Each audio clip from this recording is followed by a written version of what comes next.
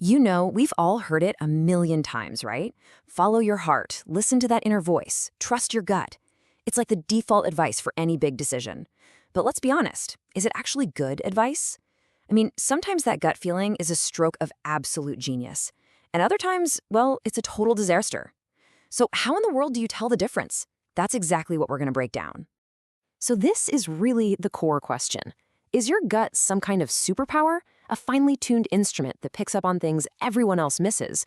Or is it a super flop, just a mix of wishful thinking, hidden biases, or, let's face it, pure random luck? It can be your greatest asset or your biggest liability. The whole trick is knowing which one you're dealing with at any given moment. And here are two perfect examples of those extremes. On one side, you've got this incredible story about the Kuro statue.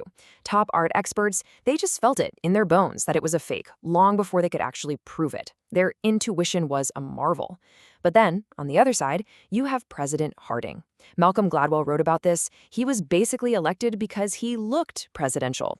The public's gut feeling led to a famously disastrous presidency. Okay, so to solve this puzzle, two of the greatest thinkers in the field of decision-making decided to team up. And they did it in this really cool way they called an adversarial collaboration. It was basically a quest to find that exact dividing line between trustworthy intuition and a dangerous illusion. Now, what makes this so fascinating is that these two guys came from completely opposite worlds. You got Daniel Kahneman, the skeptic. He's a Nobel laureate who's famous for his work on all the cognitive biases, basically all the ways our minds trick us. Then you have Gary Klein, the believer. He studied real-world experts in super high-stakes jobs like firefighters and nurses and looked at how they made these brilliant split-second decisions. So what happens when the ultimate skeptic and the ultimate believer try to find some common ground? Well, you'd probably expect some big intellectual fireworks, right? A huge debate. But what they found actually surprised them both. After years of talking it out, they published an article together, and the title is just incredible: A Failure to Disagree. They had actually figured it out. They found the answer. They literally mapped out when intuition works and when it completely falls apart. And the key that unlocked this whole mystery wasn't some kind of magical sixth sense. Nope. It was something way more grounded, a really simple but powerful idea about what intuition actually is. This is it. This is the quote from another Nobel laureate, Herbert Simon, that changes everything. Intuition is nothing more and nothing less than recognition.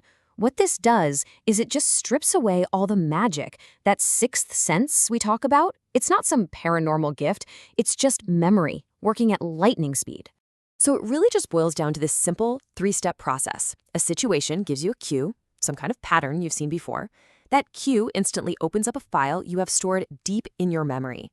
And that file, that information, provides the answer which just pops into your head as a gut feeling. You know, think about how you instantly recognize a friend's face in a huge crowd. You don't sit there analyzing their nose, their eyes, their hair. You just know it's them.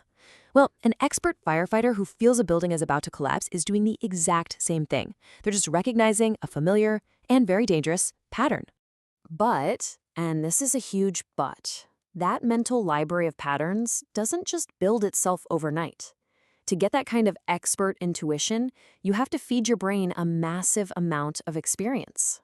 I mean, for chess masters, studies show it takes at least 10,000 hours of focused practice just to store enough patterns to be able to recognize the right move instantly. So, this brings us right to the heart of what Kahneman and Klein agreed on. They developed a super simple two-part test to figure out if an intuition is likely to be real expertise or if it's just a feeling. This is the framework you can use for pretty much any gut feeling. Here they are. It's just two questions. First, is the environment you're in regular and predictable? Are there actual rules and stable patterns that can be learned? Second, have you had a chance to learn those rules through tons of practice? And, this is crucial, did you get clear, immediate feedback about whether you were right or wrong? Both conditions have to be a yes. Let's see how this test plays out in the real world. A chess master? Well, is the environment regular? Yes. The rules never change. Do they get practice with feedback? Yes, instantly. So their intuition is highly trustworthy. Same for an anesthesiologist who sees the immediate effect of every single action on a patient's vitals. But now, look down at the bottom, a stock picker. Do they get to practice? Oh yeah, every day. But is the environment regular and predictable? Absolutely not. That's why their gut feelings about what the market will do are so unreliable. When they're right, it's mostly just luck. All right, so we know when we can trust our intuition, but it is just as important to know when not to. And this is where things get really dangerous, especially when we make the classic mistake of thinking that confidence equals accuracy. Kahneman and Klein talk about these things called wicked environments. These are situations that are either totally unpredictable, or even worse, they give you feedback that seems clear but is actually misleading you.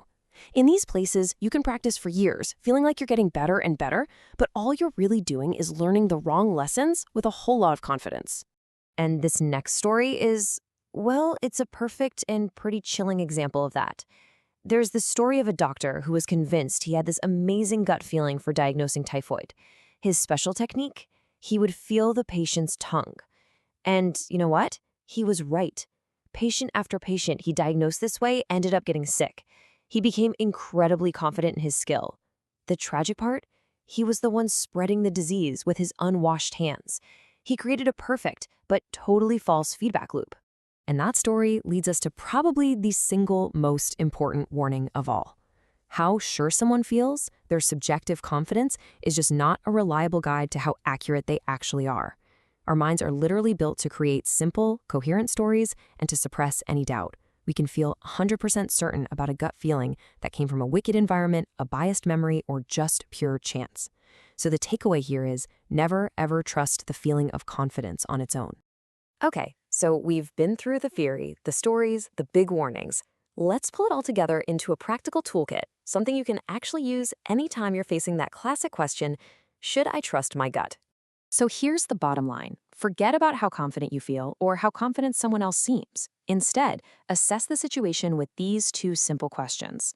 First, is the world I'm judging predictable, with stable rules like chess, or is it totally unpredictable, like the stock market? And second, have I personally had thousands of hours of practice in this exact environment, with clear, rapid feedback every time? If you can answer a strong yes to both questions, then your intuition is probably skilled recognition. But if the answer to either one is a no or even a kinda, it's time to slow way down, be skeptical, and find some objective data. So let's end on this. Think about a gut feeling you have right now. Maybe it's about a person, a career move, some decision you have to make. Just for a second, forget how certain you feel about it and put it to the test. Is the environment predictable? And have you truly had the chance to learn its rules? The answer will tell you everything you need to know.